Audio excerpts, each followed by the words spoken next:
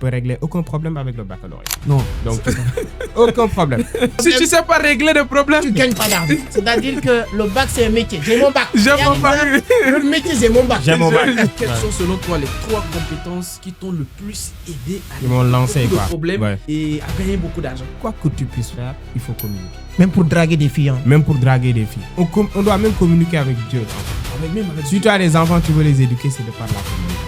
Tu veux convaincre un partenaire, c'est de par la communication. Les gens qui demandent que Dieu leur donne plus que les autres. Mais qu'est-ce qu'ils sont faits de plus? Vous êtes 1 million, vous êtes 100 000 dans l'école, dans l'université. Vous voulez que Dieu te privilège par rapport à les autres. Non, mais qu'est-ce que tu fais Qu'est-ce de que t'as plus? fait? Il y a un pasteur qui a dit que vous là, Dieu ne fait pas de péché, il dit que Dieu ne pêche pas. Vous voulez que Dieu commence à commettre des péchés à cause de vous. C'est pas Parce que possible. vous êtes des fainéants et vous voulez que Dieu prenne les choses des autres pour vous donner. Donc, tu peux prier plus que tout le monde sur cette vie si tu ne travailles pas. Et Dieu l'a dit dans le Coran. Tu vas te nourrir à la sueur de ton front. Ça a tout dit. On peut gagner de l'argent sans travailler. Oui. Beaucoup de personnes pensent que forcément, si on ne travaille pas, On ne gagne pas. on ne gagne pas. Forcément, si on n'a pas un certain âge, c'est pas encore le moment de gagner De de gagner l'argent. de l'argent.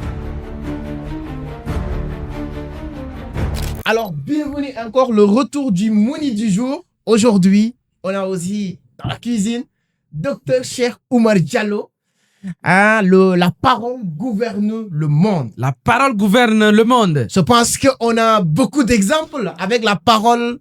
Martin Luther King est resté dans l'histoire sans être président des États-Unis, sans être président de Banque mondiale, mais uniquement avec la parole. Barack Obama a bien servi, utilisé sa parole pour devenir premier président noir des États-Unis. Mais aujourd'hui, notre expert, c'est un Africain. Ce qui est intéressant, c'est la première fois. Il y a beaucoup de money, beaucoup de livres qui ont passé sur la table. Mais je pense qu'aujourd'hui, c'est la première fois qu'on a un Africain, Dr Cheikh Oumar Diallo, une fierté sénégalaise qui a créé une grande école. L'école Qui art oratoire. Léao. Ouais. Et qui maîtrise vraiment la parole. Et l'importance de la parole. C'est pourquoi aujourd'hui, Justin, c'est un plaisir. On invite aussi quelqu'un très bien connu dans le domaine de l'art oratoire au Sénégal, en Afrique. Pratiquement, je peux dire presque des millions de personnes, s'ils sont en train de te suivre sur les différentes plateformes, en partageant la parole, ça veut dire que toi aussi, tu as une expertise dans ce domaine et tu as formé beaucoup de personnes. Coach Prophète, Mohamed Moustapha Diop, plus connu sous le nom de Coach Prophète, qui va nous aider à bien décortiquer la parole. À bien décortiquer la parole. Donc, avant de revenir au coach prophète, parce qu'aujourd'hui, c'est lui qui est le bâtonnier, c'est lui qui est l'avocat du jour aujourd'hui. Ouais. C'est lui qui va défendre l'ignorance aujourd'hui. Il va défendre plutôt la connaissance. Ouais. C'est lui qui va nous aider aujourd'hui à combattre l'ignorance et ça va être l'ignorance autour de la parole. Mais un petit message avant de commencer. Dr Cheikh Oumar Diallo, si son équipe tombe sur cette vidéo, nous voulons vous avoir également sur ce podcast. Voilà, à chaque fois qu'on présente des auteurs, certainement, dans les commentaires, souvent, on a présenté Idriss Aberkan, les gens l'ont revendiqué. Ouais. On a réussi à avoir Idriss Aberkan ici. La même chose avec Oussama Hamar, ainsi de suite. Donc, nous voulons également avoir Dr Cheikh Oumar Diallo également ici. Donc, si son équipe tombe également sur cette vidéo, nous allons nous-mêmes écrire des correspondances à son école pour l'avoir ici. Parce que ce livre est très, très puissant et on veut vraiment qu'il vienne ici nous donner une heure. Nous aider encore à combattre l'ignorance. À combattre l'ignorance de la parole. Mais aujourd'hui, nous sommes également avec déjà ces livres en attendant de le recevoir. Nous sommes avec ces livres, mais surtout avec un autre homme de la parole. Mais lui, ce n'est pas un homme de la parole seulement. Voilà. C'est beaucoup de choses. Donc, on va aller crescendo. Vous allez comprendre pourquoi on ne se précipite pas avec lui, parce qu'il y a beaucoup de sujets à couvrir avec lui aujourd'hui. Mais pour commencer, moi, personnellement, ce qui me surprend beaucoup dans ton histoire, avant d'entrer dans le vif du sujet, je vous le dis, restez jusqu'à la fin, vous allez apprendre beaucoup de choses. C'est carrément une formation complète qu'on s'apprête à vous livrer. C'est une formation, normalement, vous devez payer parce que c'est beaucoup de choses à apprendre. Mais avant de commencer, coach prophète, est-ce que tu peux te présenter? Vu que les questions sont beaucoup, je vais te poser une question pour une question à 2 volets. Est-ce que tu peux te présenter et nous parler un peu de ton parcours rapidement? D'accord. D'abord, merci beaucoup pour l'invitation et ça se voit qu'il y a plein d'énergie vraiment dans ce podcast. Et vraiment, machallah, donc ça fait plaisir d'être là et d'être entouré aussi par mes mentors. Donc, pour une petite présentation pour ceux qui ne me connaissent pas, c'est Diop Mohamedou Moustapha. Donc, je suis connu sous le nom de Coach Prophète, donc entrepreneur, fondateur de 2 entreprises Scrum Group Consulting et Scrum Travel également. Donc aussi e-commerçant, coach en art oratoire et développement personnel, ainsi que voix off certifié. Donc comme vous l'avez dit, je suis dans plusieurs domaines comme l'élevage également, je suis dans le e-commerce, je suis dans le voyage également. Je ne fais pas tout en tout cas, j'ai une équipe qui est derrière qui me permet en tout cas d'être là et d'être là. Donc à peu près c'est un peu ça par rapport à mon profil. Et créateur de contenu aussi, suivi par plus d'1 million d'abonnés sur l'ensemble de mes plateformes, TikTok, Facebook, YouTube, etc. On a été nommé aussi meilleur influenceur de l'année au Sénégal. Meilleur influenceur business. Business, voilà, entrepreneuriat, donc au Sénégal en 2023. Donc c'est à peu près un peu ça, pour ne pas tout dire par rapport à mon parcours.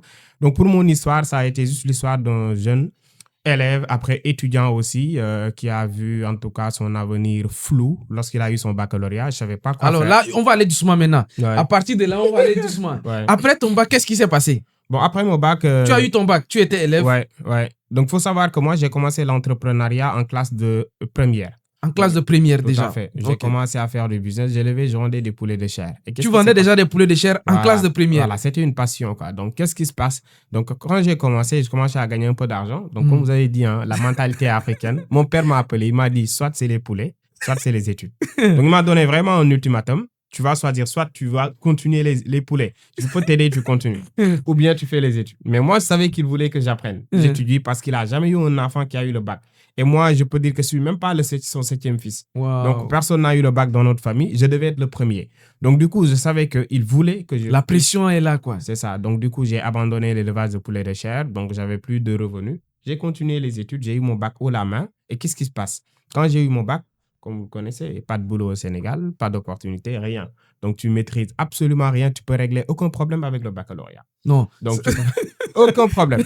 Ce qu'on dit... Après 13 ans, la connaissance que tu as acquis pendant 13 ans ne résout rien. Voilà. Ceux qui sont en train de me suivre, ils peuvent me dire quel est le problème que vous pouvez régler avec le bac, à part le fait de savoir parler et lire le français. Non, même ça, là, je suis parti à l'université Saint-Antoine pour interviewer des étudiants. Moi qui n'ai pas allé à l'école, il y a des gens qui me disent c'est en français. C'est ça. C'est ça. Si c'est en français, il y a des gens qui te disent passe d'abord. C'est ça. Parce qu'on a inculqué la peur sur la tête de ces personnes en faisant même une seule faute. Pour eux, c'est une punition de vie. C'est ça. Ok, donc là, après le bac, tu as le bac. Oui, je suis resté. Je ne savais pas régler le problème. Et quand tu ne sais pas régler le problème, naturellement, pas de rentrée d'argent. Donc, tu es fauché. Ça, c'est très important. Si tu ne sais pas régler des problèmes, si tu sais pas régler des problèmes, tu ne gagnes pas d'argent. Dis au revoir à l'argent. Que dalle. Donc, c'est ça. J'étais hyper fauché. Donc, je me couchais parce que les orientations, ça peut prendre 3, 4, 5, 6 mois. Vous voyez, un peu, ça dure un peu. Donc, je me couchais, par exemple, parfois, je regardais des séries jusqu'à 3h, 4h du matin. Je me levais à midi. Un jour, ma mère m'a sauvé. Ça commence bien. Ouais. Donc, je peux dire que moi... Et ça, c'est pas qu'au Sénégal, hein, tu vois. C'est la situation de toute la jeunesse africaine qui ont le bac, qui dorment jusqu'à 10h, ils suivent les films. C'est ça, parce que tu n'avais rien à faire. Il n'y a rien à faire. Il n'y a pas quelque chose de concret. Il n'y a pas une orientation claire. Littéralement. Donc, c'est un peu ça. Et après, qu'est-ce qui s'est passé? Un jour, c'est ma mère qui m'a sauvé, je peux dire. Elle est venue. Parce qu'elle aussi, il faut savoir qu'elle quittait chez nous à 4h, 5h du matin pour aller travailler. Elle descendait parfois à 13h, 14h. Vous voyez un peu? À chaque fois, elle me laissait à la maison. Elle revenait me trouver en train de dormir. Donc, quand elle part, je dors. Quand elle revient, je dors. Ta mère? Ouais. Et toi, tu avais quel âge déjà? Moi, à l'époque, j'avais peut-être 21 ans, 21 ans, 22 ans, mais c'est normal. T'as le bac, tu penses qu'après, il faut attendre les... C'est-à-dire que c'est le psychose, non? C'est-à-dire que le bac, c'est un métier. J'ai mon bac. Le métier, c'est mon bac. J'ai mon bac. Alors que le bac, c'est juste un papier qui certifie que vous avez passé un examen. Et puis l'histoire s'arrête là, mon gars. Ça peut régler aucun problème. Ça n'a pas une certaine valeur, en tout cas, ici.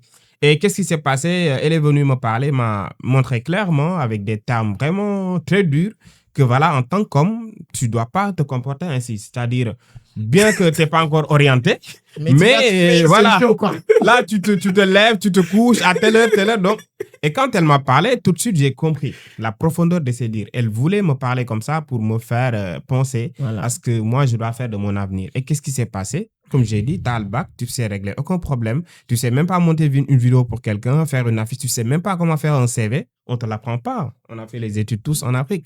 Donc, tu sais faire aucune chose. Qu'est-ce que j'ai fait? Je suis parti, en fait, je suis devenu aide-maçon. J'ai fait aide-maçon pendant 6 mois. Et ma famille, il n'y a personne qui était au courant. Ma mère, elle l'a su 5 ans après, elle a rencontré un de mes anciens amis. Il a dit, oui, Mohamed. Ma mère l'a dit, Mohamed est à la maison. Il a dit que ça fait un bail, je ne l'ai pas vu. J'étais son, comment je peux le dire, son collègue. Patron, quoi. J'étais son collègue lorsqu'on faisait Edmason. Ma mère a dit, Mohamed Mohamed Moustapha Diop. Il a cité mon nom pour être sûr. Est-ce que... il s'est pas trompé. Voilà.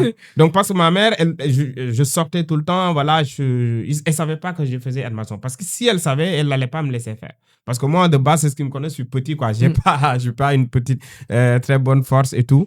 Donc, je l'ai fait pendant 6 mois juste pour avoir, bon, c'est 2500 la journée, hein. J'avais quand même de quoi, voilà, régler certains problèmes. Donc, c'est là que ça a commencé.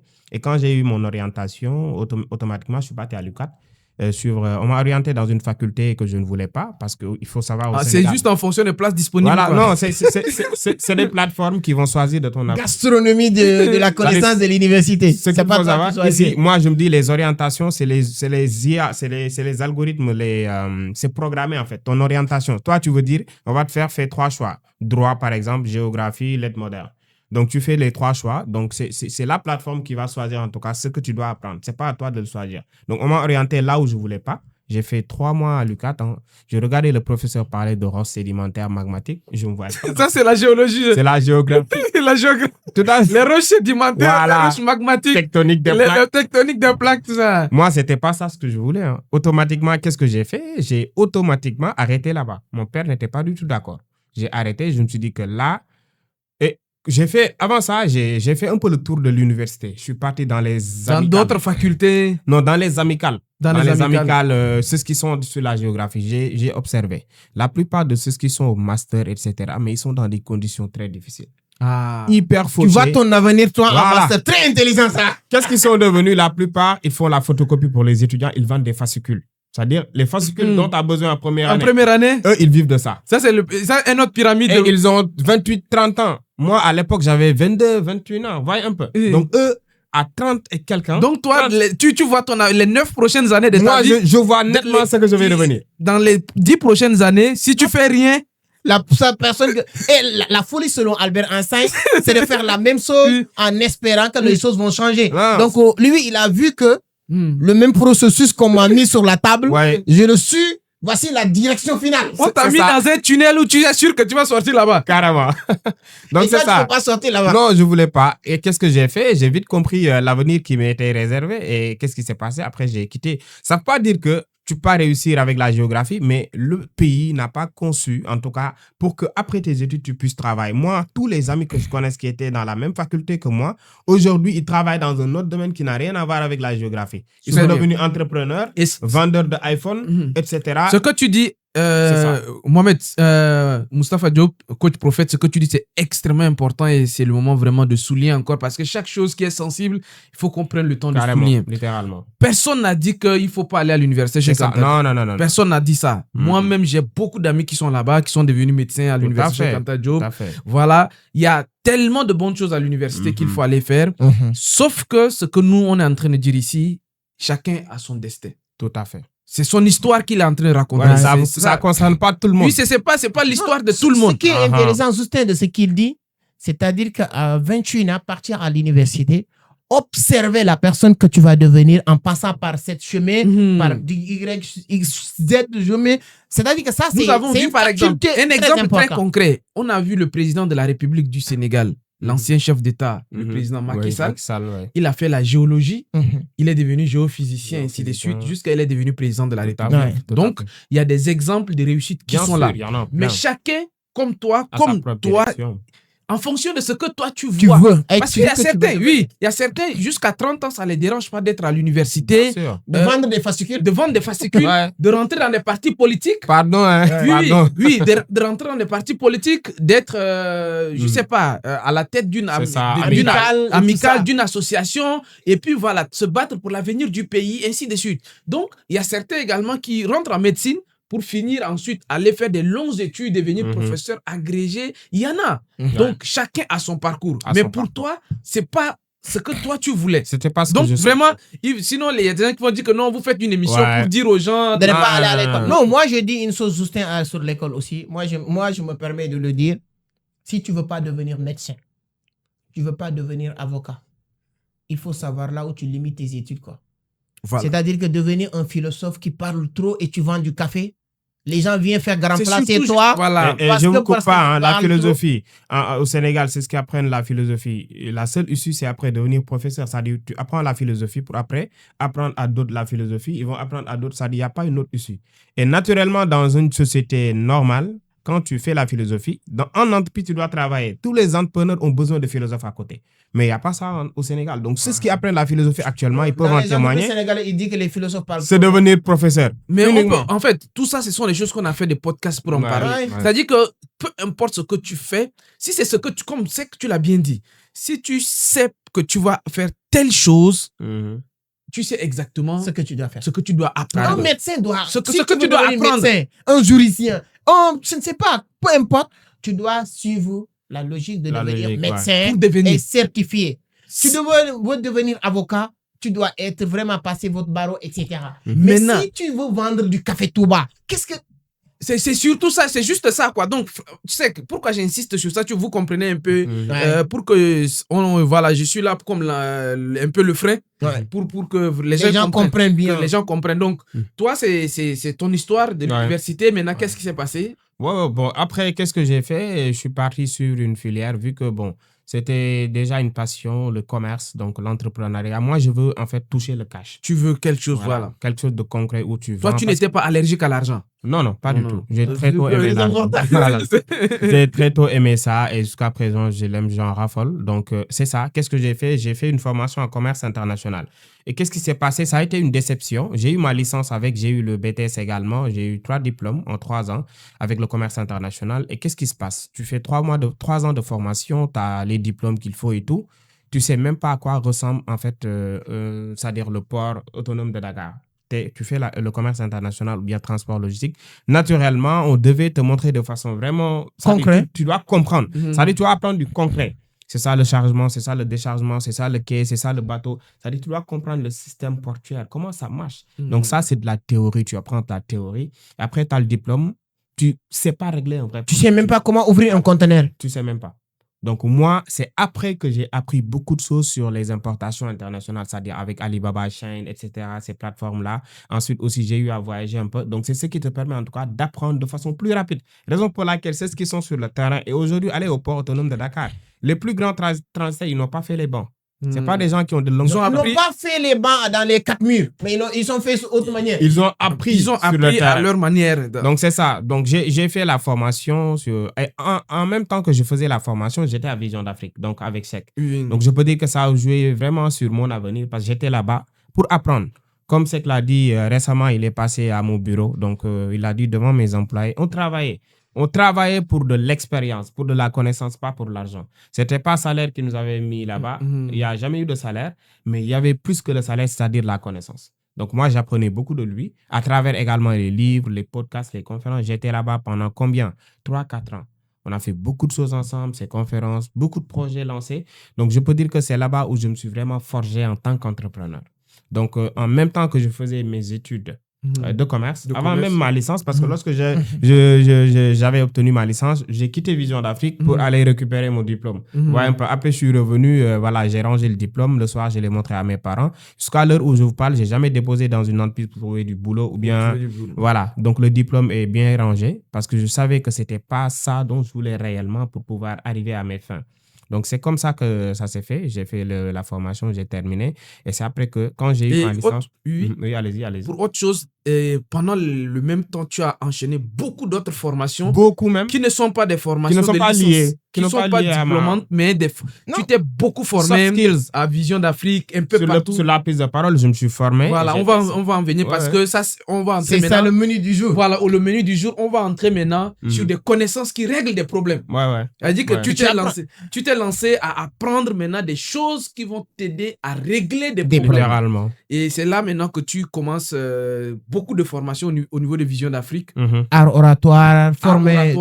Tout à fait. Comme il a dit tout à l'heure, Justin, on l'a dit, je pense que sur l'un des épisodes, c'est-à-dire que tu te rappelles quand on disait les élèves de pêcheurs qui apprennent à nager dans la montagne. Ils ont fini, maintenant ils n'ont jamais voir la mer. Et là, si leurs parents sont honnêtes, ils savent très bien que s'ils comptent sur ces gens-là qui ont leur diplôme, meilleurs pêcheurs de la classe, ils vont jamais manger cours poisson. de natation dans une salle de classe. Exactement. C'est assez sûr. Et je pense que ce qu'il vient de dire, je pense que c'est les gens qui sont vraiment dans cette stade-là qui doivent vraiment l'écouter attentivement et l'exploiter. Parce que ça, c'est une mine d'or. C'est-à-dire qu'on dit que la meilleure manière, les gens intelligents apprennent sur leurs erreurs. Mais les sages apprennent sur les erreurs des autres. Et donc, je pense que ceux qui nous regardent doivent savoir que oui, je vais aller à l'école. Oui, mais la meilleure manière maintenant pour réussir, c'est de cumuler. C'est-à-dire qu'en faisant ce business et faisant aussi autre chose. Et ça peut être quelque chose de très, très intéressant. Voilà. Chemin faisant, tu as développé plusieurs capacités concrètes parce que capacités concrètes, comme on l'a dit toujours et on le dit toujours, parce qu'ici on combat l'ignorance. Et avant de te poser cette question, on va faire une petite parenthèse. Comme nous sommes en train de combattre l'ignorance, nous avons un partenaire également qui nous aide vraiment à combattre l'ignorance, c'est succès.sn. Le lien se trouve juste en dessous. C'est une plateforme où nous-mêmes, on se forme beaucoup là-bas. Et d'autres personnes également se forment beaucoup là-bas. Et nous-mêmes, on contribue en termes de contenu de formation. Donc, si vous voulez combattre l'ignorance, si vous voulez apprendre des métiers qui vont vous aider à résoudre les problèmes concrets, c'est sur succès.sn. C'est eux qui sont les partenaires de cette émission. Le lien se trouve en dessous. Deuxième information, le 27 juin à Dakar, Oussama Amar arrive pour parler de l'intelligence artificielle, de l'économie numérique. Nous aurons également Fanta Condé. Donc, ce sont des journées comme ça que vous devez être présents pour acquérir des informations concrètes qui vont vous aider à l'avenir. Donc, c'était cette petite parenthèse avant de te bombarder. Non, je pense que Prophète aussi peut dire, j'ai vu aussi que lui, il fait partie des personnes qui partagent d'expériences sur succès.sn. Succès.sn, voilà, c'est vraiment une bonne plateforme pour ceux qui veulent apprendre en tout cas. Moi, je me forme là-bas, comme vous l'avez dit. Donc, je peux dire que tous les leaders éveillés et vraiment confirmés sont sur succès.sn. Donc, tu apprends selon ton rythme. Voilà, il y a pas mal de coachs qui sont là-bas, pas mal de contenu vraiment intéressant et ça coûte vraiment rien de jeter un coup d'œil là-dessus. Donc, comme vous l'avez dit, pour ceux qui veulent vraiment développer leurs soft skills, vraiment s'éveiller. Donc, je pense que c'est la meilleure plateforme pour vraiment apprendre succès.sn. Très bien. Voilà. Donc, on entre maintenant sur des choses pratiques et concrètes. Moustapha, quelles sont selon toi, après que tu as fait beaucoup de formations théoriques, quelles sont selon toi les 3 compétences qui t'ont vraiment permis actuellement, parce qu'on va en venir sur ta réussite, parce qu'aujourd'hui tu es un exemple, on va en parler, mais selon toi, aujourd'hui, avant d'entrer dans ça, les compétences, comme tu parles de résoudre des problèmes, quelles sont selon toi les 3 compétences qui t'ont le plus aidé à résoudre beaucoup de problèmes et à gagner beaucoup d'argent? Quelles sont ces 3 compétences-là pour quelqu'un qui nous regarde? La première, c'est la communication, la prise de parole. Première compétence, prise de parole. Prise de parole en public. La communication.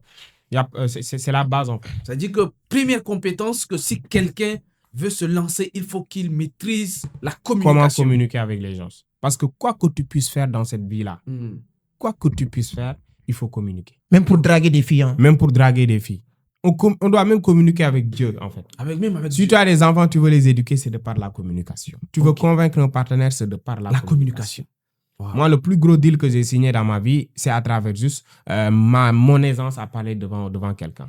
Juste le fait de parler pendant 2-3 minutes, j'ai convaincu la personne, c'est des millions qui sont débloqués. Donc, pour vous dire que la communication, c'est la base. Wow. Moi, je peux dire que c'est le meilleur, en fait, la meilleure compétence à développer d'abord, avant de vendre, avant de... C'est la communication. Savoir parler. C'est la base. Ça va parler. Et donc, toi, par exemple, quelles sont... Donc, on va aller compétence par compétence parce que avant que les gens viennent sur succès.sn, je pense que déjà, cette plateforme... Ici, ça va être formation. Ça va être déjà une formation. Pour communiquer, par exemple, pour la prise de parole en public, la communication comme ça, là. Quelles sont les étapes ou le processus? Quel conseil tu peux donner à quelqu'un déjà qui va lui permettre d'améliorer sa communication? C'est de se former dans un premier temps. Donc, première compétence, c'est la communication. La communication. Et pour vraiment maîtriser la communication, il faut se former. Et la formation, ce n'est pas seulement partir chez quelqu'un, payer sur une séance. Commence d'abord par les livres, c'est plus accessible. Si tu n'as pas de quoi payer une formation chère. Donc, voilà un livre. Ah, c'est pas prévu du tout qu'on parle trop de ces livres, mais quand même, c'est important. Vous voyez que c'est important. Donc, le docteur Cheikh Oumar Diallo, franchement, vous êtes en train de faire un travail formidable. Et donc, il faut même acheter des livres, par exemple. La parole gouverne le monde, par exemple. C'est déjà très bien pour commencer. Tout à fait, c'est ça. Donc, tu peux acheter des livres qui ne coûtent pas grand-chose. Donc, ça te permettra de comprendre beaucoup de choses sur la prise de parole, ce qu'il faut faire, ce qu'il ne faut pas faire, comment pratiquer, etc. La formation, ça te permet en tout cas de pratiquer, de passer à l'action. Et vraiment, c'est aussi, quand tu te formes en physique, il y a plus d'énergie. Il y a plus de connexion, vous voyez un peu. Donc, c'est ce qui fait que se former également en présentiel, c'est hyper important. Mais si vous voulez développer votre capacité à communiquer, commencez par les livres et apprenez à communiquer avec vos proches. C'est-à-dire, moi, ce que j'ai constaté après avoir formé des milliers de personnes sur la prise de parole, c'est que souvent, on n'a pas un problème de communiquer, mais on a un problème avec la langue. Vous savez, nous, en Afrique, au Sénégal, je vais dire.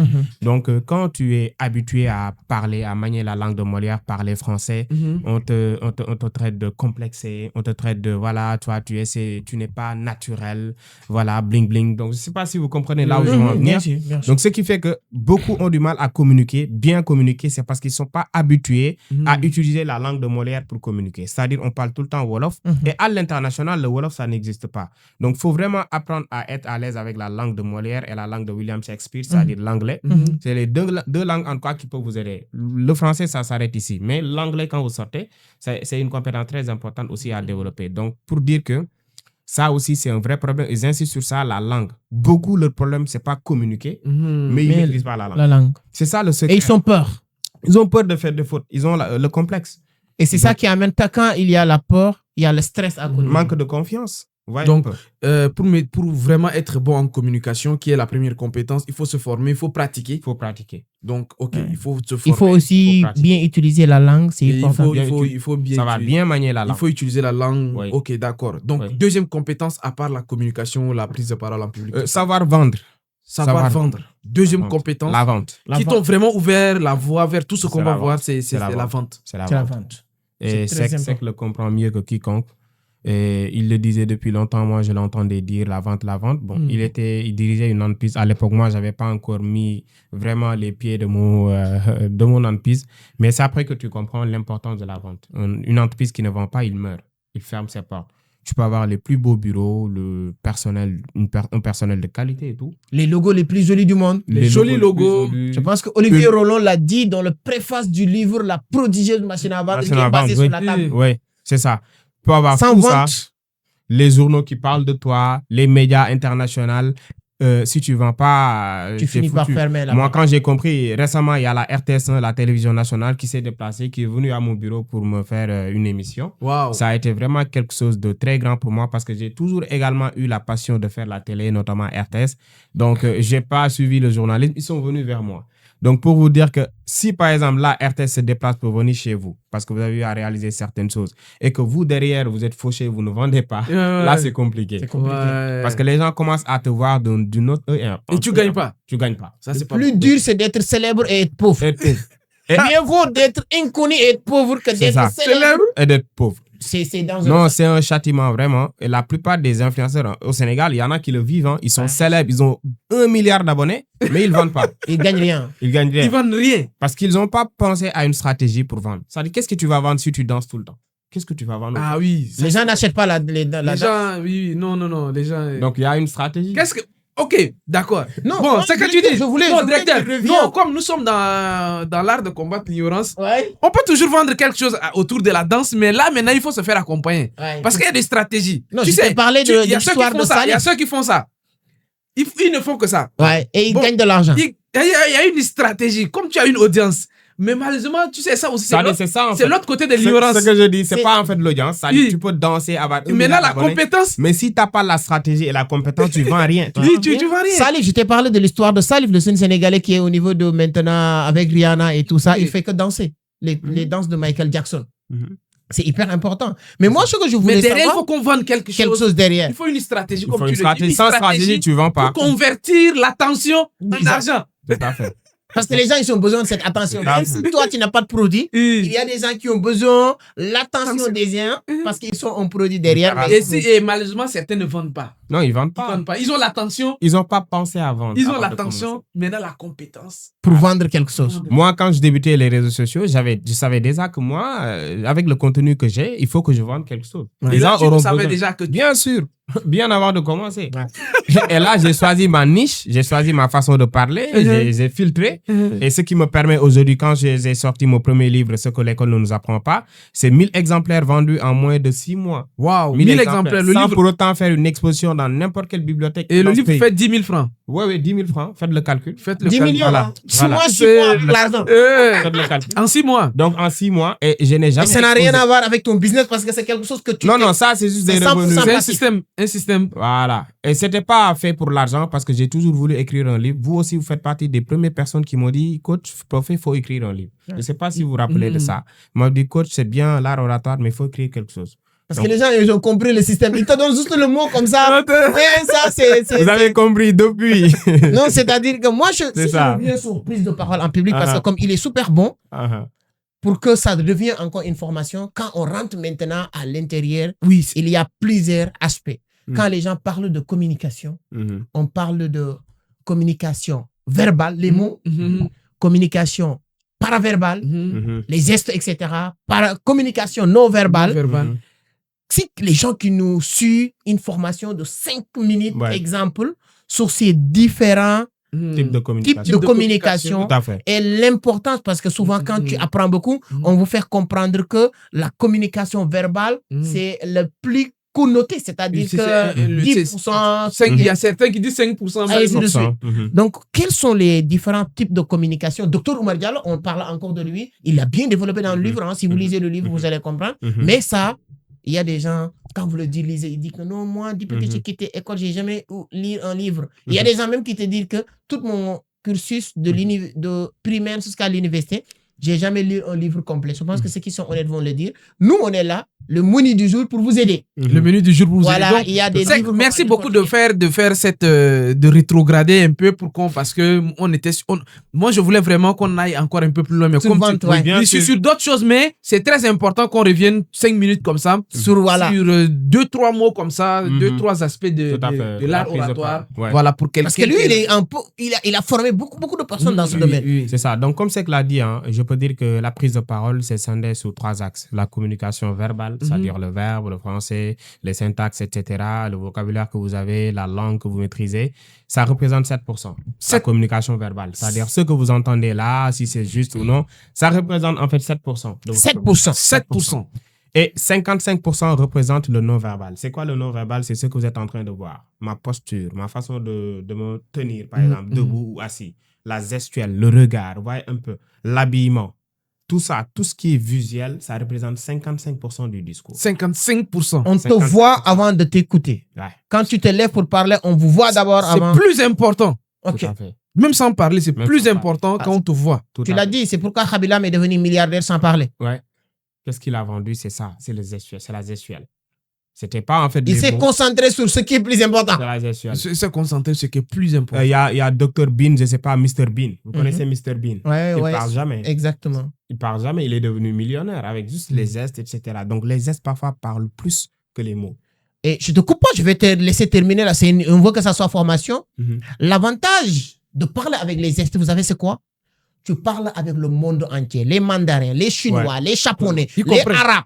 Tout le monde, c'est-à-dire que si vous parlez anglais, même anglais, c'est une langue universelle, mais au moins, il y a des gens qui parlent pas anglais. Il y a des gens qui parlent. Mais les gestes, tout le monde le parle. Tout le monde comprend. Tout le monde. Et ça, c'est tellement puissant. Il y a un groupe comme ça, je pense que c'est des Gabonais. Je pense, je connais pas très bien, mais vous allez forcément tomber sur eux. Ils font des vidéos, mais dans toute la vidéo, ils ne parlent pas. Il y a également un jeune Guinéen qui ne fait que courir. Il parle jamais. Il parle jamais. On l'a jamais entendu parler dans ses vidéos. Je pense qu'il est plus suivi en Afrique aujourd'hui. Hein. Il était au Sénégal, je pense. Hakim, l'ambassadeur. L'ambassadeur, voilà, Hakim. Donc, les Gabonais que tu parles, les gens comprennent. Je connais les gens disent que ce que c'est. T'as interrompu pour le dire. Il fallait le faire pour que on insiste sur ça. Parce que imagine les gens quand tu parles, il se peut que quand tu parles, il y a des gens qui ne comprennent pas. Non, il n'y a pas, c'est obligatoire. Non, il y a une partie qui ne te comprend pas si tu parles. Ouais. Donc, quand les gestes parlent, tout le monde comprend. Tout le monde comprend. Et les Gabonais, les jeunes que tu parles, je pense que c'est là où il y a un gars qui court comme ça. Quelqu'un Quelqu'un qui a grosse ventre et le gars mince comme ça. Non, je connais. Sean TV, je pense que c'est SEAN TV, voilà. Voilà, quelque chose comme ça. Ils vont, tous leurs comédies. C'est un bridon. C'est un bridon, ouais, Je c'est pense ça. quelque chose comme ça. Ils sont gabonais. Toutes leurs vidéos, ils ne parlent Ils pas. parlent. Et le monde entier regarde. Et le monde entier les comprend. C'est-à-dire qu'on insiste sur ça pour montrer, pour appuyer L'importance ce que tu es en train que Parce que non quand vous verbal, dites, les gens quand sont- vous dites, quand il dit expert en communication, vous dites les mots représentent 7%, les non-verbales représentent 57%. Il y a quelqu'un qui va dire, mais est-ce qu'il est malade? Mais là, tu ça, comprends. tu comprends. Non, ils la vont puissance. comprendre un jour. Ils vont comprendre. un jour. Non, ils vont comprendre même maintenant, parce que là, Voilà. on vient de te démontrer, quand vous parlez pas, tu as la possibilité de parler. Khabila parle avec le monde. Il est devenu ambassadeur des Nations Unies. Ouais, Il parle avec le monde. avec des banques arabes. Donc, c'est ça, en fait, c'est ça. Ceux qui ont compris, ont compris. Ceux qui n'ont pas compris, ils vont comprendre un jour. L'importance du branding. Ça, c'est deux premières étapes. Ouais. Verbal et non verbal maintenant. Tout à fait. Il y a aussi le paraverbal qui représente 38%, c'est-à-dire tout ce qui est son, rythme. C'est-à-dire ce que vous entendez. Parce que je peux avoir le texte le plus riche au monde, le discours le plus riche au monde. Si je ne sais pas bien articuler, bien lire, bien dire, bien expliquer. La tonalité. La tonalité. La musicalité, même Et l'intonation. point. Rythme. Ça ne sert à rien. Tu peux avoir le Ça, je meilleur pense que discours. l'expert, c'est Obama. Barack Obama. Il parle deux mots, il regarde comme ça. I have a dream. Et ou bien, qui là Martin Luther King. Oui, bon. Moi, Mais Obama, c'est bon. j'ai l'habitude de l'appeler Michael Lit, parce que lui s'appelle Michael King. Michael, oui. Ouais, Michael King, c'est ça. après qu'il a été. C'est ça. Martin Donc, Luther King. voilà. Obama, il sait utiliser la voix. Augmenter la tonalité. S'il y a les musiciens même, ils chantent avec Tout à eux. fait. C'est-à-dire que ce n'est pas. Donc, si on comprend bien, le verbal, comme on a dit, c'est-à-dire que les mots, tout ça, là. C'est tout bien. Ce qui est dit, mais c'est 7%. C'est ça. Mais la manière dont ça va être dit, c'est 38%. Mhm. Et qui le dit? L'image, 55%. les gestes, les manières. C'est ça. non? C'est ça. Donc, Non, ça, naturellement, c'est en fait, si vous avez compris ça, vous C'est avez une formation, compris. ça. C'est une Ça, c'est une formation. C'est ça. Donc, en fait, c'est ça, en fait. Parfois, tu peux être assis à côté de quelqu'un qui regarde une vidéo, quelqu'un qui parle, par exemple, chinois, il comprend rien, mais il dit, ce gars-là, moi, je sais pas ce qu'il dit, mais je l'aime, quoi. Oui. Mais moi, Souvent même, tu comprends. Tu sais, Moi, j'ai su les comédies chinois, là. C'est-à-dire que quand je rentre sur TikTok pour me distraire souvent, moi, j'aime bien les comédies chinois, les gens qui viennent frapper. C'est-à-dire que les tout ce qu'il faut... c'est ça? Ouais, c'est les pranks un peu comme ça, mais il n'y a pas de parole. Tout, c'est des actions que C'est ça. tout le monde comprend. Tout le monde. Tu sais, moi, je le dis moi-même et beaucoup de mes amis Mhm. qui ne comprennent pas le Wolof, mais ils disent qu'ils peuvent écouter Ousmane Sonko Mhm. pendant 1 heure de temps en train de parler. Ouais. 1 heure de temps. Mhm. Ce n'est pas... Elle dit qu'ils ne comprennent pas le Wolof. Ouais. Ça veut dire beaucoup de choses. Mais ils peuvent Ils ne écouter. savent même pas de quoi Sonko est en train de parler. Mais la Mais posture, Mais la posture La Ça. tonalité. la tonalité, l'intonation, ce qu'ils L'intonation. entendent. et le gestuel. Non, ça te permet même de comprendre Oui. un peu la chose. Oui, Sonko, il parle, tu sens dans son visage. Que c'est un... Qu'est-ce qu'il est en train de Oui. dire? Elle dit que tu ne comprends pas ce qu'il... C'est-à-dire que Mais il tu le sait sens. même quand il doit rigoler. C'est-à-dire quand il doit rire, il sait. S'il dit des L'expression choses. faciale. Et tu vois, je parle des gens qui ne comprennent pas le Wolof. Ouais, ouais. Des Ivoiriens, des Congolais disent que non. Tout à fait. Mais partout en Afrique qu'on passe, on nous demande si tu dis Sénégal, on te dit ouais, Ousmane Sonko. Ousmane Sonko. Les gens le connaissent. La plupart des discours de Ousmane Sonko, C'est un Wolof. c'est en Wolof. Les gens le connaissent. Et il a fait le tour du monde. Oui. C'est Juste pas... avec Non, Non, c'est quelqu'un, on ne fait pas de la politique, C'est mais pas c'est fait- quelqu'un. nous sommes en train de parler des gens la qui parole. maîtrisent Non, le aujourd'hui, sujet. je pense qu'au Sénégal, Mhm. honnêtement, on ne peut pas parler des gens qui maîtrisent la communication vraie sans Ousmane Sonko fait partie des Non, top non, 3. c'est- Ouais. Il c'est- comprend en tout cas. Et il a le charisme. Il a vraiment... Lui, il a développé ça. Et coach prophète, ça c'est extrêmement important maintenant. Il vous a donné le secret. Maintenant, c'est l'application. Mhm. Vous savez maintenant qu'il faut travailler sur votre apparence, Carrément. travailler sur la manière dont vous êtes vu, Mhm. travailler. Peut-être là, c'est là où ça demande maintenant un accompagnement Technique. technique. Mhm. Mhm. Mais au moins, c'est déjà pour quelque chose que vous pouvez commencer à travailler, même partout, même c'est parce que ça s'appelle la synergologie. Ouais, C'est-à-dire carrément. que l'apparence, Mhm. tout ça là. Mhm. Mais vous pouvez commencer déjà à travailler ça chez vous. On ne peut Carrément. pas tout faire ici. Non, Ouais, non, non. ouais, ouais. Mais On n'a c'est pas- 3 secrets. C'est-à-dire que ça c'est vraiment sec. C'est puissant. C'est là où je dis que tu as raison vraiment de revenir dessus. pour que le coach préfère rentrer dans le voilà. Non, c'est bien. Et ça, ce sont des choses que, même à l'université, on le dit très sincèrement, même à l'université, si tu veux apprendre, il faut être tellement conscient que il faut que tu l'apprennes à côté de ce qu'on t'enseigne dans un programme normal. Parce que ça n'existe pas dans un programme officiel comme ça. Donc, c'est souvent des clubs d'étudiants, ceux qui sont un peu curieux, qui viennent dans les centres de Cheikh Oumar Diallo, docteur Cheikh Oumar Diallo, pour apprendre. Et ça, je confirme, parce que moi, ça m'a beaucoup aidé dans mon parcours. J'ai été dans un club de littérature, d'art et de philosophie, CLAP, qui est au lycée Seyna Issa Rouhou Laye. C'est là-bas que je représentais même mon établissement, LPA, dans des concours nationaux. Donc, on a pu remporter pas mal de finales là-bas, donc des concours d'art oratoire. C'est là-bas que la passion a commencé. Donc, ça m'a beaucoup aidé, ce que vous êtes en train de dire. Le fait, quand vous êtes au lycée, de participer à des clubs, à des associations, d'avoir l'opportunité de parler devant les gens, de développer des compétences, de gérer une équipe, tout ça, c'est là-bas que je l'ai appris. Donc, pour dire aussi ça, c'est hyper important et je le dis à tous mes petits frères. Si vous êtes dans un établissement, essayez de fréquenter ces clubs-là, club scientifique, club d'anglais, etc. Vraiment, ça pourra vraiment... Anglais, c'est important. Forcément, quand vous sortez, vous allez être différencié, en fait, de vos promotionnaires. Non, c'est-à-dire que Dieu est juste. Tu ne peux pas faire. Mais les gens qui demandent que Dieu leur donne plus que les autres, mais qu'est-ce qu'ils sont faits de plus? Vous êtes 1 million, vous êtes 100 000 dans l'école, dans l'université. Vous voulez que Dieu te privilège par rapport à les autres. Non. Mais qu'est-ce que tu fais de plus? Qu'est-ce que tu as fait de plus? C'est ce que tu dis. Il y a un pasteur qui a dit que vous, là, vous voulez rendre Dieu... Dieu ne fait pas de péché, il dit que Dieu ne pêche pas. Ouais. Et vous voulez que Dieu commence à pécher. Vous voulez que Dieu commence à commettre des péchés à cause de vous. Parce que vous êtes des fainéants. Et vous voulez que Dieu prenne les choses des autres pour vous donner. Jamais. C'est que d'autres méritent là. Dieu, c'est ça qu'il te donne. On a ce qu'on mérite. Moi, je dis... Tu ne vas pas aller prendre les choses des autres te donner. Toi, tu veux que Dieu fasse ça. Non. Moi, je dis, dans les conférences, je donne juste un exemple. Je dis que Dieu est plus juste ou n'est pas juste. Tout le monde est d'accord, Dieu est juste. Je lui dis que, ok, prenons Dieu comme un arbitre. Un arbitre, Sénégal, Brésil. Finale Coupe du Monde, Sénégal, Brésil. Toi, tu es Sénégalais. Tu attends quoi de l'arbitre? Sois honnête. Toi, tu es Sénégalais. Coupe du Monde, finale Coupe du Monde, Brésil, Sénégal. Pour la première fois, je dirais même pas Sénégalais, mais Afrique en finale. Vous attendez quoi de l'arbitre? Tout le monde va te dire qu'on attend que l'arbitre soit juste. Si on a pénalty, il tire. S'il n'y a pas pénalty, il ne tire pas. Mais Dieu même qui a créé ces jeux-là pour créer des arbitres est plus juste que cet arbitre. Donc nous, notre vie, Dieu est là pour arbitrer. Donc ce qu'on attend de Dieu, qu'il soit juste. Ça veut dire quoi? Si vous ne marquez pas de goal, tu n'auras pas de but. Si tu ne fais pas ce qu'il faut faire, Dieu ne va pas siffler en ta faveur. Non, tu peux prier plus que tout le monde sur cette vie si tu ne travailles pas. Et Dieu l'a dit dans le Coran. Tu vas te nourrir à la sueur de ton front. Ça a tout dit. C'est-à-dire pour manger, et pour manger, il faut travailler. Il faut travailler pour réussir.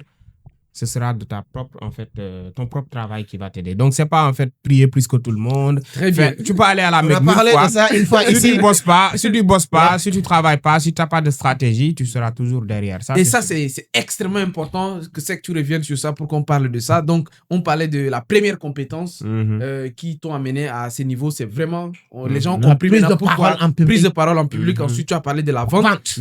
Une troisième compétence, et on va boucler le côté des compétences. Maintenant, on va arriver sur tes activités, on va arriver sur ce que tu fais. Une troisième compétence, par exemple.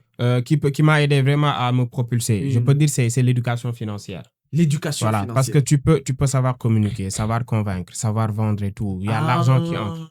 Il y a l'argent qui entre. Troisième partie. Je vois. Je vois maintenant. Donc, vous comprenez, c'est des étapes. Là, tu sais communiquer. Donc, tu sais comment tu peux communiquer, closer, vendre et tout. Tu vends. Donc, il y a l'argent. Donc, la communication a commencé. La vente que tu as dit au milieu est arrivée. Il y a le cash. Il y a le cash maintenant, troisième partie. Et c'est là le plus difficile. Ouais. Ça, c'est plus difficile. C'est plus difficile que vendre même. Conserver ton argent, c'est une guerre. C'est ça le plus difficile. Gérer. Voilà. Parce que là-bas, il faudra savoir gérer tes émotions d'abord. Parce qu'il y en a, quand ils touchent le premier million, ils pensent qu'ils ont touché le ciel alors que tu viens de gagner n'importe quoi. C'est vrai un peu. Donc, la gestion de l'argent, moi, j'ai eu beaucoup de problèmes avec ça au début. Je pense que l'un des livres qui m'ont le plus aidé aussi, c'est Ricardo Kanyama, La chef de ma mère. Donc, je peux dire il est déjà passé. Hein. On a déjà aussi le même message. Hein. On a envoyé un message à toutes les personnes qui ont déjà regardé. S'il y a l'un de ces équipes qui est tombé sur la vidéo qu'on a fait sur la chèvre de ma mère, voilà, on a besoin d'amener, pas inviter même uniquement Ricardo, mais amener au Sénégal. On a déjà amené Idriss Aberkam au Sénégal, Oussama Amar, Fanta Condé, Karamo Sangaré, Coach Simo Ouedraogo, Valère Bélias. Donc, je pense que ça doit être maintenant le tour de Ricardo Kanyama. Les Sénégalais l'aiment bien. Là, c'est un exemple parfait. Les gens prennent exemple toujours sur son livre. La chèvre de ma mère, je pense qu'on l'a bien décortiqué au menu du jour. C'est ça. Sur l'épisode précédent. On va pas peut-être aller en profondeur, mais je pense que c'est l'un des livres qui peut vous aider à bien gérer votre argent. Parce que quand l'argent commence à entrer, donc tu es naturel, tu commences à... Il ne faut jamais tuer votre chèvre. Voilà. Donc, l'erreur, c'est que la plupart d'entre nous, quand on vient de commencer de faire notre premier million, on commence à tuer notre chèvre. C'est-à-dire, on commence à dépenser sans compter. On ne sait pas les flux d'entrée, les flux de sortie, combien tu as fait comme chiffre d'affaires, c'est quoi ton bénéfice. Parce que beaucoup d'entrepreneurs aujourd'hui, tu leur demandes par exemple combien tu as fait, ils vont te dire j'ai fait tant, mais ils ne peuvent pas te dire concrètement c'est quoi leur bénéfice net, c'est quoi leur chiffre d'affaires. C'est-à-dire, ça aussi, c'est très important. Et quand on parle d'éducation financière, c'est des chiffres en fait, c'est factuel. Donc, il faudra vraiment... Mettre les émotions de côté, c'est des chiffres. C'est des chiffres, c'est des statistiques. Et c'est ce qui te permet d'avancer. Beaucoup aujourd'hui vendent, gagnent de l'argent, mais ils ne peuvent pas aller de l'avant. Ils sont toujours au même niveau. Ils tournent au rond. Voilà, c'est un cercle vicieux. C'est-à-dire tu gagnes, tu dépenses, tu gagnes, tu dépenses. Tu es toujours au point, par exemple, 10, tu es toujours sur les 10%. Donc, pour pouvoir scaler, il faudra vraiment bien gérer ton argent, savoir ce qui t'appartient réellement, ce qui doit retourner dans ton business, ce que tu dois dépenser dans la publicité, ce que tu dois dépenser dans en fait, la diversification de tes secteurs, etc., le personnel. Donc, il faudra tout gérer. Moi, je peux dire que c'est ce qui m'aide aujourd'hui à pouvoir avancer petit à petit. C'est que tout ce qui entre, je sais. Ça vient d'où? Là où ça doit aller également. Ce qui m'appartient également, ce que je dois peut-être dépenser pour mes besoins personnels, ce qui doit retourner à mon entreprise, les salaires, etc. L'impôt également. Donc, un bon entrepreneur paye les impôts. Ça aussi, j'en profite pour vous inciter à vraiment vous déclarer si vous avez une existence et tout. Donc, tout ça, c'est des choses à vraiment apprendre et à pratiquer. C'est ce qui pourra vous aider en tout cas à vous différencier et à aller plus de l'avant. Donc, ça, c'est hyper important, c'est la gestion de l'argent et aussi l'épargne. Et ça, je pense qu'il me l'a dit le jour où je suis venu lui annoncer que je vais ouvrir mes locaux et tout. Il m'a dit que s'il y a quelque chose aussi que je vais te conseiller de faire, c'est d'épargner. Donc, je ne sais pas si vous vous rappelez de ça. C'est l'épargne. C'est hyper important. Beaucoup vous disent, ouais, l'argent ne doit pas dormir à la banque. Oui, ça ne doit pas dormir à la banque. Tu dois avoir sécurité. Mais il faut aussi mettre de côté quelque chose. Parce qu'on ne sait jamais, un jour, tu peux tomber malade. Il n'y a plus d'entrée d'argent. Tu dois te relever après. Si tu n'as rien mis de côté, tu es foutu. Donc, l'épargne aussi, c'est hyper important aussi. Et ça, je l'ai compris quand je me suis lancé. J'ai compris qu'il faut toujours mettre de l'argent de côté. Quelque chose que tu oublies, quoi. Ça ne t'appartient plus. C'est mis à la banque. Voilà, même si c'est 20% de tes revenus, mets là-bas.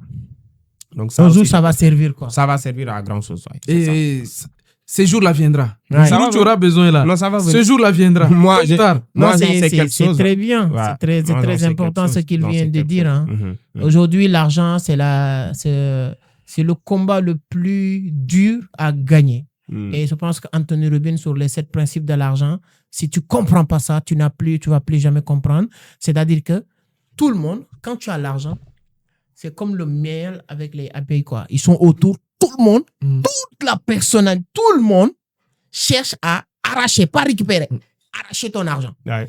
Et Anthony Robbins dit que tout le monde se pose la même question. Qui a mon argent?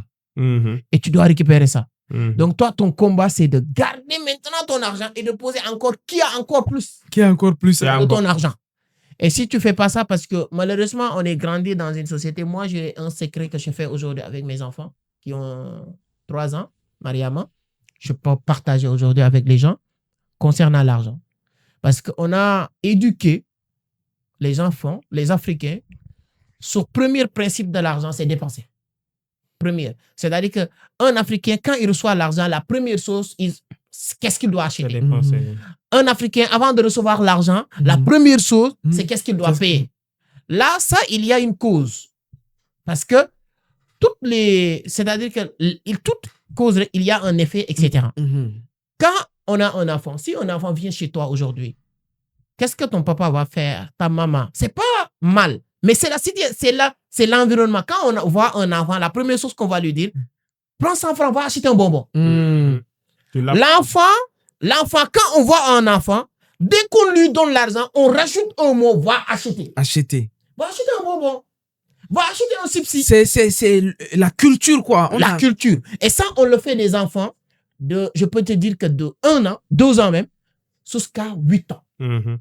Un enfant même qui a 8 ans, 10 ans, hein, qui part à l'école. N'a jamais entendu le mot épargner. Non, quand on lui donne l'argent, on lui pousse à acheter. On lui donne l'argent 100 francs. L'enfant a 8 ans.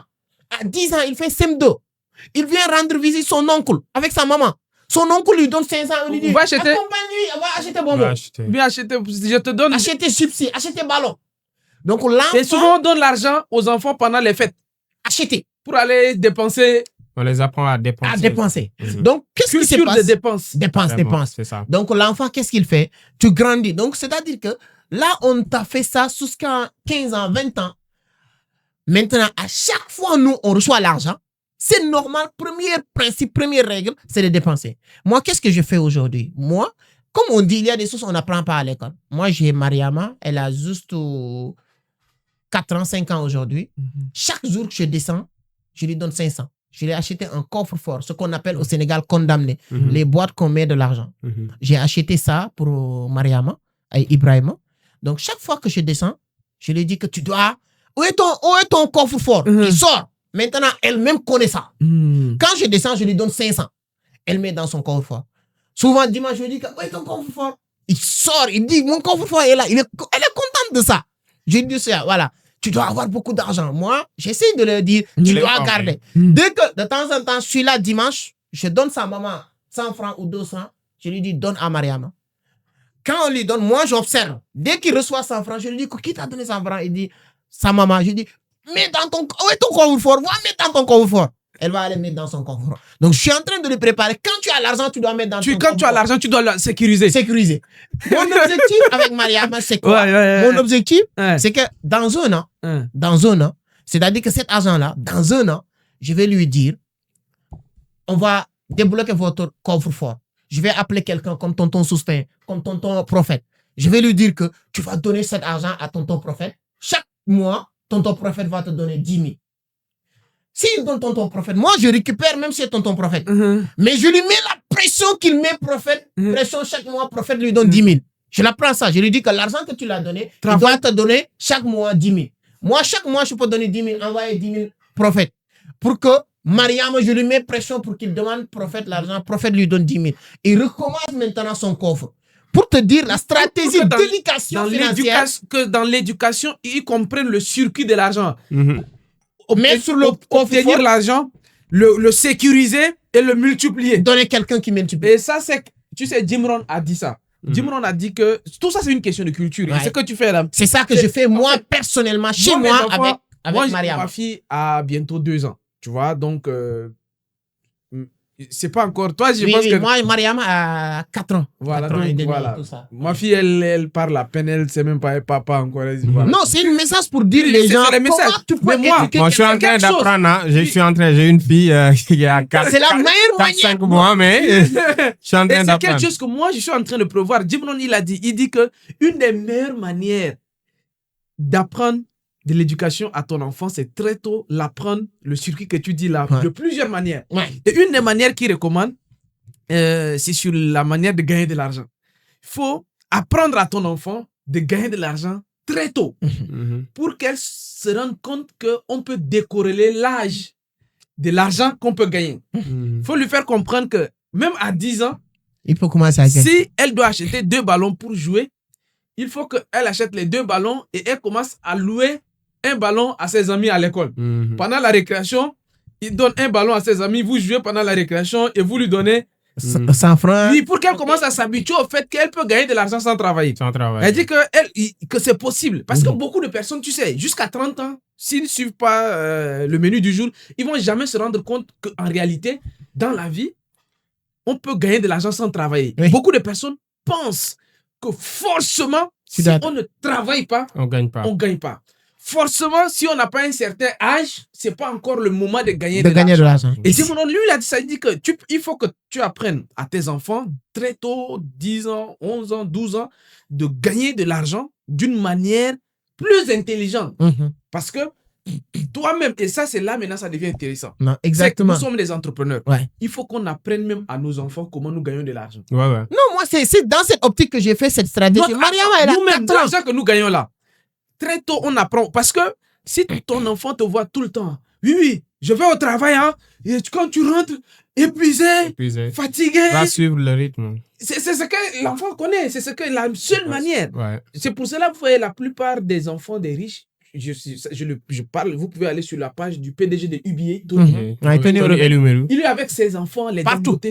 Parce qu'il veut que les enfants savent comment ils font de l'argent. Sinon, ça va être quelque chose de mystérieux. Mais c'est pas pour rien. Dans les familles de riches, là, tout le temps, ils sortent. Les enfants, ils vont devenir des riches après. Parce qu'ils comprennent le process. Ils comprennent comment négocier. C'est depuis 10 ans qu'ils voient. C'est ça, c'est dans la famille. Moi, je suis un idiot. Même si tu es un idiot, tu as vu ça pendant 25 ans. Non, c'est-à-dire avoir de l'argent dépensé là. C'est pas parce que tu devais dépenser, mais on t'a programmé pendant 20 ans pour ça. Moi, c'est ça que j'ai dit que je vais combattre. Moi, dès que Mariam avait 3 ans, je me dis que je vais combattre cette culture. Je vais changer parce qu'on dit que ce qui est bien avec le cerveau, tu peux toujours faire des mises à jour. Oui. Le danger, c'est quoi? C'est que lui, il te rappelle jamais. Ton téléphone, il te donne des notifications pour te dire de faire des mises à jour. Ton estomac te rappelle que j'ai fait. Ouais, mais le cerveau ne te rappelle pas. Je suis bête. Le cerveau, lui, il te laisse comme ça. C'est à toi maintenant de faire les mises à jour. Et moi, je me dis que ce sont les mises à jour. Viens à la maison. Tu demandes à Ibrahim qui tu regardes. Quand Ibrahim vient te voir là un jour, demande-lui qui tu regardes à la télé. Il te dit tonton Oussama Amar, tonton Idriss Aberkam. Il leur connaît. Sortir une seule photo de Idriss Aberkam ou Zoustin ou Karamo. Tu montres à Ibrahim. Il a 3 ans et demi. Tu montes juste où tu écoutes. Il te cite toutes ces personnes. Tu demandes à Mariama ou Ibrahim où est votre coffre-fort. Et d'ailleurs, je pense, est-ce qu'il y a cette photo lors de ma conférence, tu l'as mené à ma conférence? Il a une photo avec toi.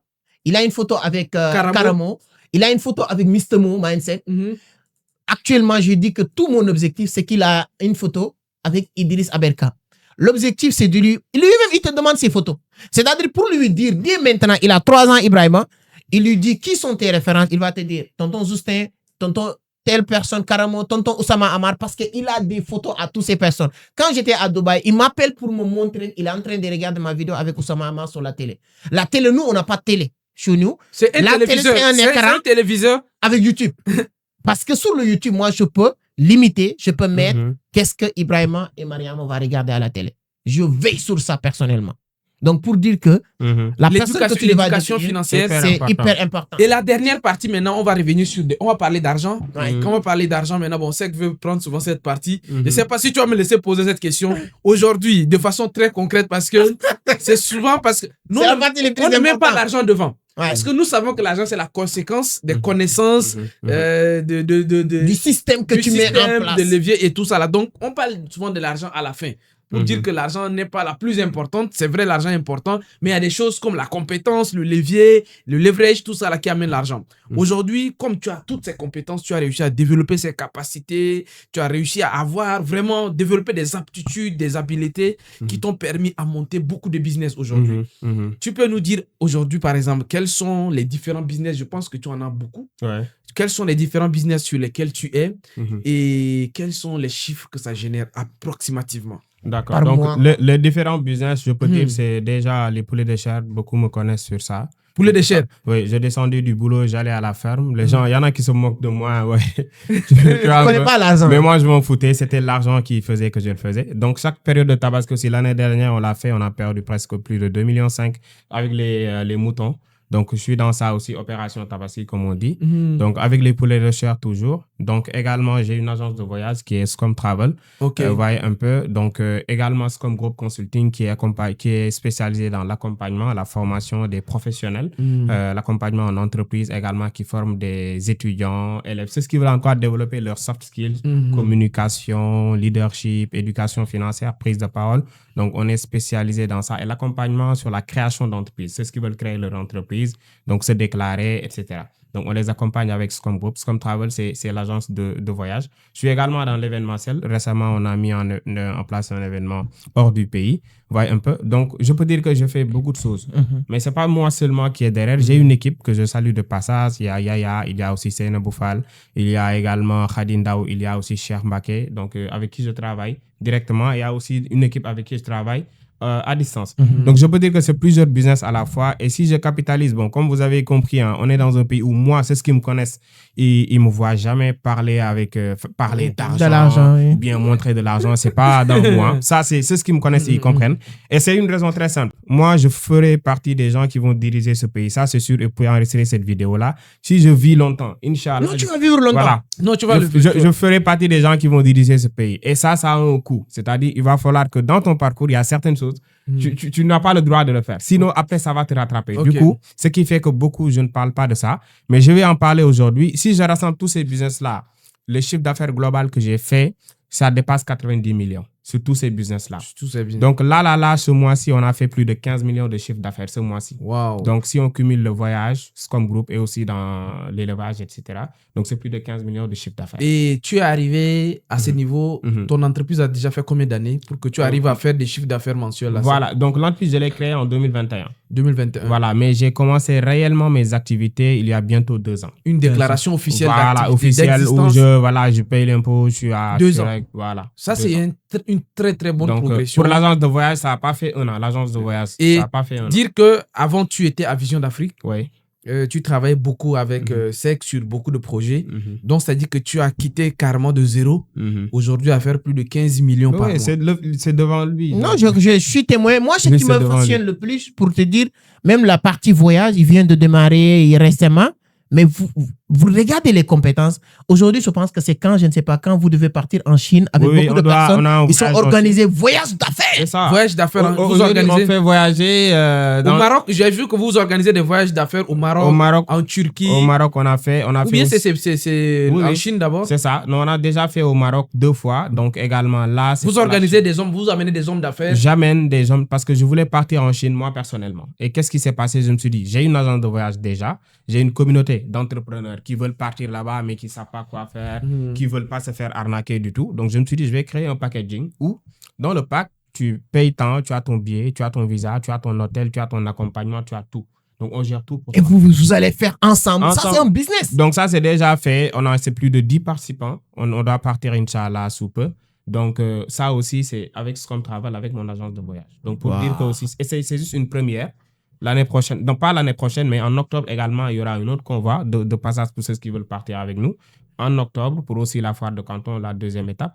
Donc, c'est à peu près ça, en fait, qu'on essaie de faire. Et on va le faire pour la Chine, après... Dubaï, pourquoi États-Unis. Dubaï, après également, voilà, les autres pays vont suivre. Donc, c'est à peu près ça. Une petite information... pour ceux qui veulent te suivre sur tes réseaux sociaux, c'est Coach. Tapez juste Coach Profet sur Google. Coach Profet. Ouais, vous allez voir. Profet, c'est P-R-O-F-A-I-T. F-A-I.